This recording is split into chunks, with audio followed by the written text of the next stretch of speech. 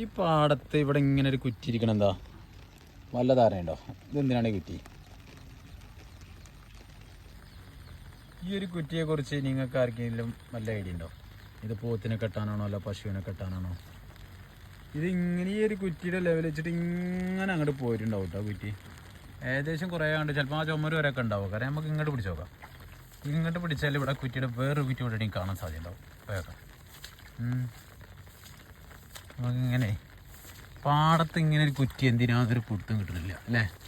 ആർക്കും പിടുത്തം കിട്ടിയിട്ടുണ്ടോ?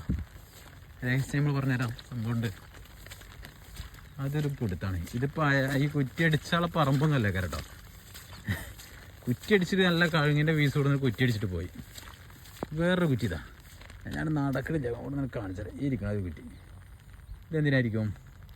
എന്ന് പറഞ്ഞാൽ ഇവിടെ മഴ പെയ്ത് കഴിഞ്ഞാൽ ഏറ്റവും എടുത്തുണ്ടോ ആ പുഴയിൽ നിന്ന് മീനുകൾ കണക്കിന് ഇഷ്ടം പോലെ മീൻ കയറും. ഇങ്ങനെ ഇഷ്ടം പോലെ ഇതങ്ങ് വളാഞ്ചേരിക്കൊക്കെ വെച്ച് പിടിക്കും.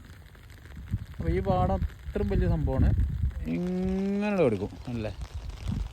അപ്പോൾ ആ മീനെ പിടിക്കാൻ വേണ്ടിയിട്ട് ഇവിടുന്ന് അങ്ങോട്ട് നീളത്തിന് വലകൾ ഇടൽ തുടങ്ങും ആളുകൾ.